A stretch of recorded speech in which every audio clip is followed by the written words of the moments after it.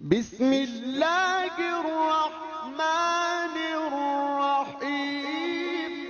नहमदुहु व नुसल्ली अला रसूलिहिल करीम, अम्मा बाद, फ़ौज़ु बिल्लाहि मिनश्शैतानिर्रजीम, बिस्मिल्लाहिर्रहमानिर्रहीम।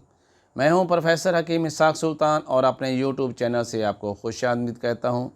दोस्तों, इससे पहले मलेरिया के ऊपर मैं 2 वीडियोज़ आपकी खिदमत पेश कर चुका हूं। पहली वीडियो के अंदर मैंने इंट्रोडक्शन ऑफ द मलेरिया के बारे में आपको बताया और सेकंड वीडियो के अंदर हमने बात की life cycle of the Plasmodium. Second video में मैंने आपको बताया कि लाइफ साइकिल ऑफ प्लाज्मोडियम जो है वो 3 स्टेजेस पर मुश्तमिल होता है।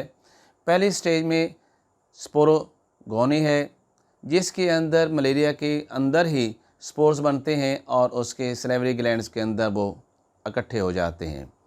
सेकेंड स्टेज में हमने बताया शाइज़ोगोनी, जिसके अंदर जो है मलेरिया का जो प्लाज्मोडियम है वो इंसान के अंदर ही जो है वो मल्टीप्लाई भी होता है और मीरोज़ाइट में शक्ल इख्तियार करता है, और ये शाइज़ोगोनी जो है वो भी इंसान के अंदर ही मुकम्मल तौर पे मुकम्मल होता है।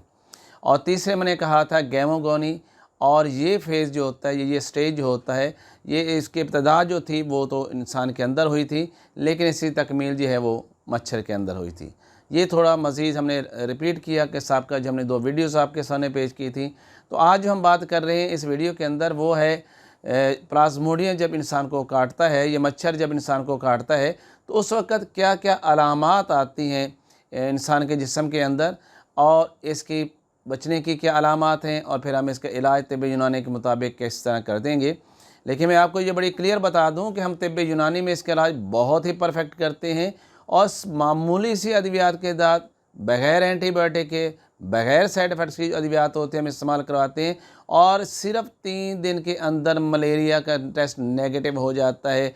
मतलब है कि मरीज़ है उससे मलेरिया के तमाम तर असराज हैं वो 3 दिन के अंदर ही ख़त्म हो जाते हैं। और हमारा 30-32 साल से तजर्बाशुदा ये जो नुस्खा जात हैं वो आपकी खिदमत में पेश किए जाएंगे। तो दोस्तों, हम बात करते हैं इसके सिम्टम्स की।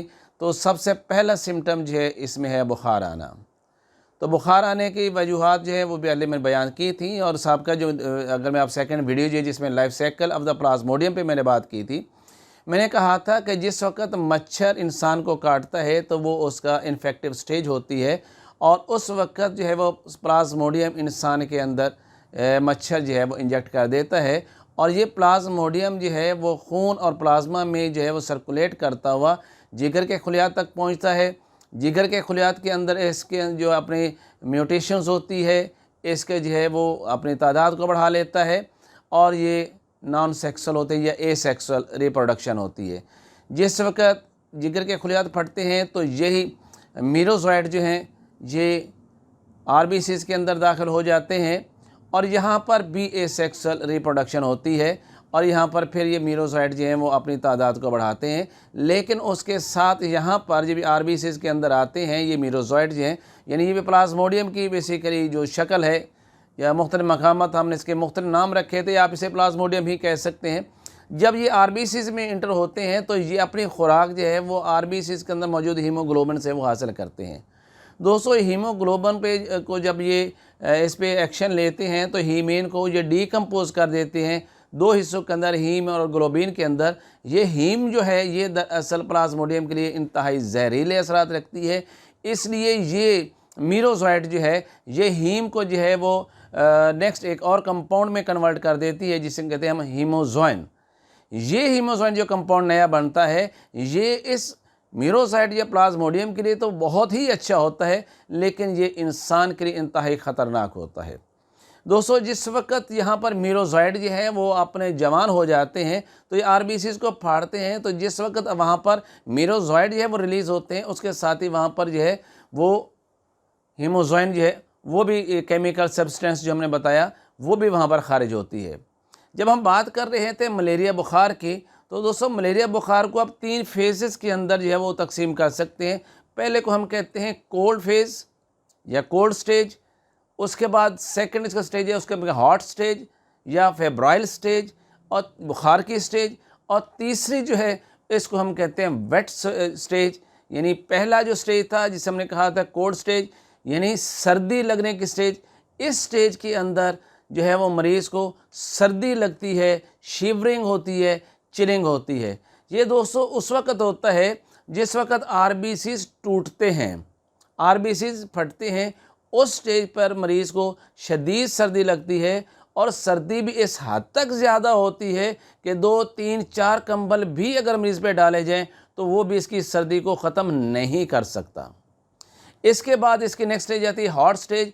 हॉट स्टेज में मैं ये बता दूं कि जिस वक्त आरबीसीज फटे और वहाँ पे हीमोजाइन जो है वो एक केमिकल जो है वो डिस्चार्ज हुआ, तो ये हीमोजाइन को जो है वो हम कहते हैं कि ऐसी हरारत पैदा करने वाले जो है वो सब्सटेंस है जिसे हम पैरोजिन कहते हैं। पैरो मीन हीट होती है और पैरोजिन मीन हीट प्रोड्यूस करने वाला, हीट जनरेट करने वाला। तो ये हेमोजाइन जो है वो हमारे दिमाग में हेमोथैलेमस को जाकर वहाँ पर ये अटैक कर देता है और हेमोथैलेमस को रीसेट कर देता है। मतलब ये है कि दर्जा हरारत को बढ़ाना शुरू करता है, जिसको हम बुखार कहते हैं। और बुखार ये इतना तेज़ होता है कि 104, 105, 106 फ़ारेनहाइट तक चला जाता है। इसके बाद इसका तीसरा स्टेज आता है जिसे हम कहते हैं वेट स्टेज, या जिसमें पसीना आता है। जब बुखार बहुत तेज़ होता है तो फिर कुव्वत मुदब्बरा बदन क्या करती है, वो हमारे पसीने के खदूद के मुंह को खोलती है और उससे मरीज़ को इतना पसीना आता है कि उसके जितने कपड़े होते हैं सारे के सारे वो ऐसे हो जाते हैं जैसे पानी वाली बाल्टी में भगो के आपने बाहर निकाले हों। जब पसीना आता है तो उस वक़्त जो है मरीज़ का जो टेम्परेचर है वो कम हो जाता है और इस तरह एक दफ़ा बुखार जो था उसका वक्ती तौर पर एक सिलसिला स्लो हो जाता है। आमतौर पर दोस्तों आपने किताबों में पढ़ा होगा कि मलेरिया के बुखार का अटैक कभी 1 दिन के बाद, कभी 2 दिन के बाद, कभी 3 दिन के बाद और कभी 4 दिन के बाद होता है। दोस्तों ये सिर्फ किताबी बातें हैं। हकीकत में कभी भी मलेरिया का जो मरीज़ है वो आपको ये नहीं बताता कि उसको बुखार 1 दिन बाद आता है या 2 दिन बाद आता है या 3 दिन, बल्कि वो कहते हैं उससे लगातार बुखार रहता है। हाँ, ये ज़रूर है कि किसी वक्त उसका बुखार तेज़ हो जाता है और किसी वक्त बुखार हल्का हो जाता है, लेकिन उसका बुखार ख़त्म नहीं होता। और बुखार कब तेज़ होता है? जिस वक्त आरबीसीज फटेंगे, हीमोग्लोबिन खारिज होगी, ये हेमोथैलेमस पे अटैक करेगी, जिस्म का दर्जा हरारत को बढ़ाएगी और उसका बुखार 106 फ़ारेनहाइट तक चला जाएगा।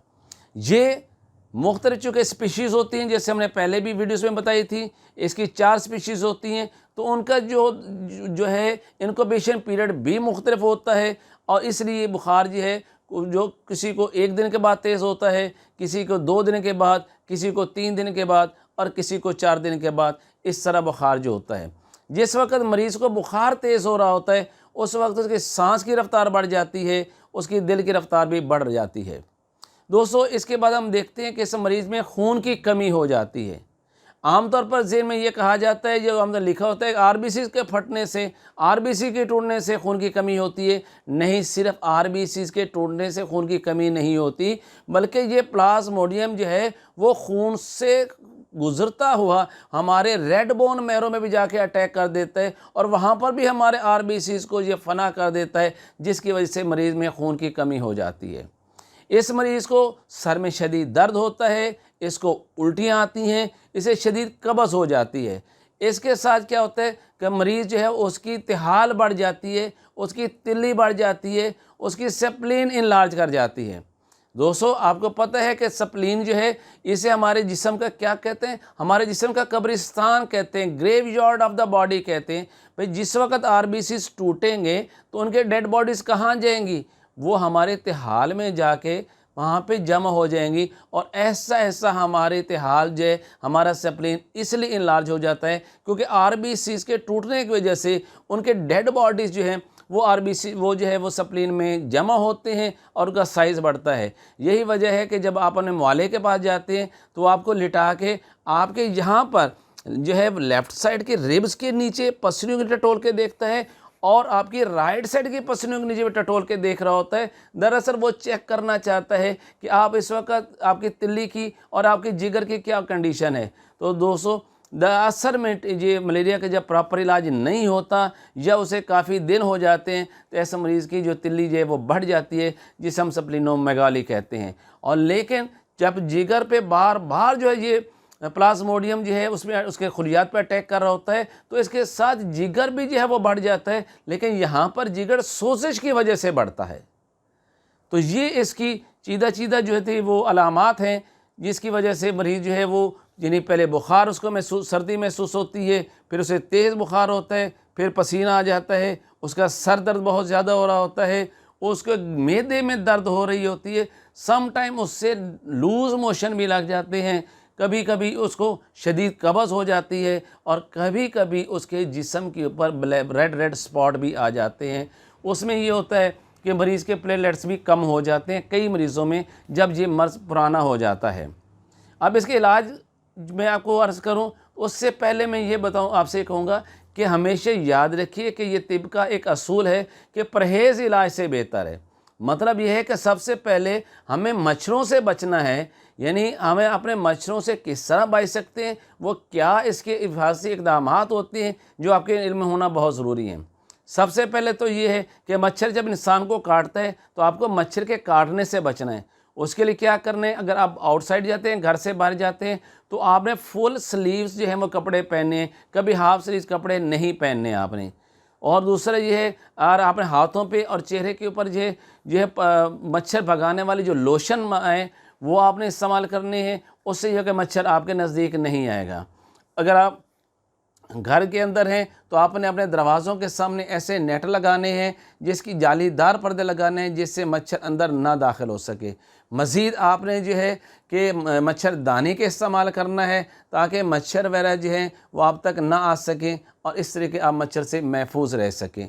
अब इसमें ये भी है कि जिस जगह पर मच्छर पैदा हो रहा होता है, आपको ये पता है कि वो जोहड़ होते हैं, वो तालाब होते हैं जहाँ का पानी ड्रेन नहीं होता। वहाँ बारिश जब आई तो वहाँ पर जोहड़ों में पानी भर गया, कि नदी नालों में पानी भर गया और वहाँ से पानी का खराज नहीं हो रहा, तो वहाँ पानी जो खड़ा रहता है, उस खड़े पानी के अंदर मच्छर जो है वो अपने मादा मच्छर अपने अंडे देता है और उस मादा मच्छर के अंडों से फिर आगे लार्वा निकलता है। सबसे पहले तो ये होता था कि घरों के अंदर और ऐसे जड़ों के अंदर जो नदियों नालों के अंदर जो उसके केमिकल्स का स्प्रे किया जाता था, जिसमें ख़ासकर डीडीटी जो है वो बड़ा मशहूर हुआ था और जिसकी स्मेल भी बहुत ज़्यादा होती है और इससे वाकई मच्छर मर जाते थे। और उससे ये जब मच्छर मरते थे तो ज़ाहिर मलेरिया बुखार फैलता भी नहीं था। लेकिन बाद में इसको बैन इसलिए कर दिया गया कि ये डीडीटी स्प्रे जो है, यानी ये जो केमिकल्स हैं वो पानी के अंदर, वो हमारी फसलों के जो हैं और जो हमारे फल वर हैं उनके अंदर भी इसके जो ट्रेसेस पाए गए थे, उनके अंदर भी इसके कुछ असरात आए थे। जब ये पानी इंसान पीता, जब ये फल खाता, ये जब अनाज खाता, तो उसके अंदर इस केमिकल्स के अपने जहरीले असरात आ जाते हैं, जिसकी वजह से वो बीमार होता। इसलिए अब डीडीटी का और बाकी केमिकल जो सेप्टिसाइड्स हैं उनका अब ये इस्तेमाल बंद कर दिया गया। उसकी जगह अब बायोलॉजिकल मेथड्स इस्तेमाल किए जा रहे हैं, यानी अब उन पानी के अंदर ऐसी मछलियाँ छोड़ी जाती हैं जो इन लार्वा को खाती हैं। ज़ाहिर है कि जब मादा मच्छर यानी यह वो अंडे देगी और उसके हैचरी के तौर पर वहाँ पर लार्वा बनेगा, तो उस लार्वा को ख़त्म करने के लिए वहाँ पर जो है गम्बोज़ी एक फ़िश है वो वहाँ पर छोड़ दी जाती है। इसके अलावा बतख जो है उसको वहाँ छोड़ दिया जाता है, क्योंकि वो भी लार्वे को खाती है।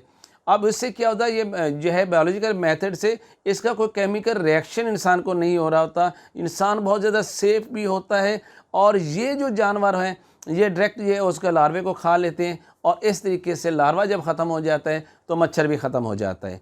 इसके अलावा क्या होता है कि इन जोड़ों को पानी से भर दिया जाता है या वहाँ से पानी को ड्रेन करके उनको खुश्क कर दिया जाए, तो भी ये लार्वा जो है वहाँ पर वो पैदा नहीं होगा। ज़हरे के मादा मच्छर ने अपना जो अंडे देने वो पानी में देने और लार्वा वहीं से बनना और वहीं से मच्छर ने डेवलप होना है, लिहाजा इन चीज़ों को भी वहाँ पे ख़त्म कर दिया जाता है। अब इसके इलाज के बारे में हम देखते हैं कि एलोपैथी जो इसके बारे में सबसे जो उसके पास बेहतरीन दवा है वो कोनीन है। अब वो कोनीन जब इंसान को मलेरिया के मच्छर वाले मलेरिया के जो मुतासर शख्स को करवाए जाते हैं जिसको मलेरिया हो चुका है, तो ये कोनीन जिगर के अंदर प्लाज्मोडियम हो तो उसको भी मार देती है और खून के अंदर जो प्लाज्मोडियम है उससे वो भी मर जाता है और इस तरीके से मच्छर जो है वो ख़त्म हो जाता है। लेकिन तिब जो है उससे हट के इलाज करती है। तिब के मुताबिक क्या है, मैं बात चूँकि एज तबीब के तौर पर हम तिब की बात करते हैं, तो अब हम देखते हैं कि ये कोनीन वाकई इलाज था। तिब ये कहती है कि देखिए मलेरिया इंसान में इंटर होता है, अब उसकी अगर इंटर होगा तो सबसे पहले अटैक कहाँ पर करेगा, वो जिगर के खुलियात पर अटैक करेगा। और साइंस इस बात को भी कहती है कि कोई भी वायरस, बैक्टीरिया, इवन जैसे यहाँ पर ये आया है पैरासाइट आया है, वो उसी वक्त किसी उस पर अटैक कर सकते हैं जब तक कि उसकी इम्यूनिटी डिस्टर्ब ना हो, उसकी इम्यूनिटी कमज़ोर ना हो जाए। मतलब ये है कि प्लाज्मोडियम खून में इंटर हुआ और उसने जिगर के खलियात पे अटैक किया और वहाँ पर अपनी तादाद को बढ़ा लिया। अगर जिगर की इम्यूनिटी ठीक हो, कुव्वत मुदाफ़त ठीक हो, तो फिर कभी भी ये प्लाज्मोडियम जो है वो वहाँ पर इंटर ही ना हो सके। तिब ने का नुक्ता नज़र ये है कि मच्छर ठीक है मलेरिया को फैलाते हैं, लेकिन मच्छर से जो बुखार होता है मलेरिया, वो दरअसल जिगर की इम्यूनिटी की कमज़ोरी की वजह से होता है, जिगर की कुव्वत मुदाफ़त की कमज़ोरी की वजह से होता है। आप मलेरिया बुखार को आप बुखार न कहें, बल्कि ये कहें कि मलेरिया बुखार नहीं है, बल्कि ये जिगर की ख़राबी, जिगर की कुव्वत मुदाफ़त की कमी का नाम है। तिब्बे यूनानी के मुताबिक जो है मच्छर अगर जिस्म में दाखिल होता है तो उसको अपनी तादाद को बढ़ाने के लिए ख़ास माहौल भी चाहिए होता है। तो तिब कहती है कि जब तक जिस्म का मिजाज जो है वो सौदावी ना हो जाए। सौदावी कब होगा? जब तुर्श चीज़ें खाई जाएंगी, सर्द और खुश्क चीज़ों का इस्तेमाल किया जाएगा, खट्टी चीज़ों का इस्तेमाल ज़्यादा किया जाएगा, तो ऐसे लोगों के जिस्म का जो माहौल अंदर बनेगा, जो टेम्परामेंट बनेगा, जो मिजाज वक्ती तौर पे बनेगा, वो सौदावी होगा। जिस शख्स का मिजाज जब तक सौदावी ना हो तब तक मच्छर वहाँ पे अपनी अफजाइश को कर ही नहीं सकता। तो अब इलाज में कि हमने क्या करने के दो चीज़ हमने देखी। इंसान के जिस्म के मिजाज को जो वक्ती तौर पे उस टाइम पैदा हुआ था उसको नॉर्मलाइज कर दिए, सौदावी मिजाज को ख़त्म कर दिए।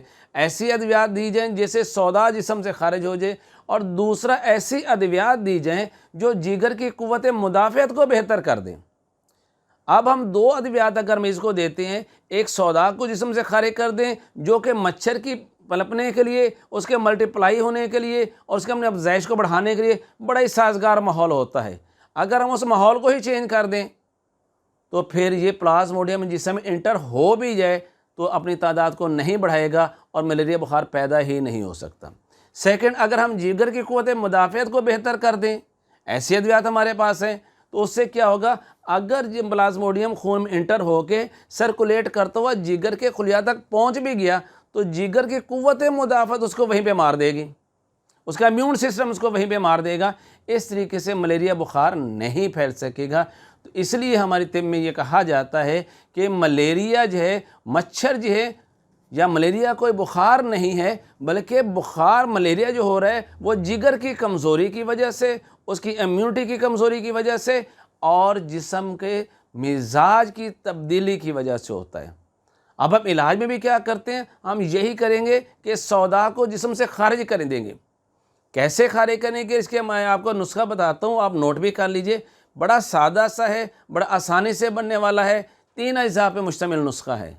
इसमें क्या है कि राई आपने 20 ग्राम लेनी है, हंजल यानी तुम्मा आपने 10 ग्राम लेना है और 10 ग्राम मुसब्बर लेना है। तीनों चीज़ों को अलग अलग फाइन पाउडर करके इनको मिक्स कर लीजिए और 500 मिलीग्राम के कैप्सूल भर लेने हैं आपने। ये कैप्सूल आपने रात को सोते हुए मरीज़ को नीम गर्म पानी से देना है। और जो दूसरी दवाई है जिगर को इम्यूनिटी को बढ़ाने के लिए, जिगर की कुव्वत को बेहतर करने के लिए, जिगर की कुव्वत मुदाफ़त को बढ़ाने के लिए, वो आप नोट कर लीजिए। इसमें काली मिर्च 10 ग्राम, काला नमक जो है वो 20 ग्राम, सूंड जो है वो 30 ग्राम, पुदीना जो है वो 40 ग्राम और 40 ग्राम ही आपने इसके अंदर जो है वो रेवन खताई डाल देनी है।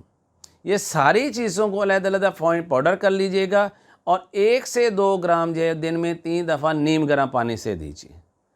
आप देखेंगे कि सिर्फ 3 दिन ये दवा इस्तेमाल करने से चाहे जितना भी बिगड़ा हुआ मलेरिया होगा वो ख़त्म हो जाएगा। और उसके बाद आप इसका मलेरिया का टेस्ट करवा लेंगे तो देखेंगे कि लेबॉरेटरी में ये मलेरिया पैरासाइट का जो टेस्ट होगा वो नेगेटिव होगा। अब देखिए कितनी सादा सी दवा है जो हम तिब्बे यूनानी में इस्तेमाल करते हैं। इसमें कोई एंटीबायोटिक्स नहीं है, इसमें क्विनीन की तरह कोई साइड इफ़ेक्ट नहीं होते। इसमें मरीज़ जो है उसके कान जैसे कुनीन के इस्तेमाल से उसके अपने साइड इफ़ेक्ट होते हैं। इस नुस्खे की जो मैंने आपको बता रहा हूँ, इसमें किसी किस्म का कोई साइड इफ़ेक्ट नहीं है। सिर्फ ये है कि आपने ग़िज़ा को तब्दीली ये कर लेना है कि आपने तुर्श ग़िज़ाएँ नहीं खानी, आपने खट्टी ग़िज़ाएँ नहीं खानी, आपने ठंडा पानी का इस्तेमाल नहीं करना, आपने ज़्यादा सर्दी से बचना है। तो सिर्फ इतना एहतियात कीजिए और बाकी ये जो दवाएँ हैं मैंने आपको बताई, यह इस्तेमाल करें। सिर्फ 3 दिन के अंदर इंशाअल्लाह मलेरिया हमेशा हमेशा के लिए ख़त्म हो जाएगा। Professor Hakim Ishaq Sultan from Lahore, Pakistan.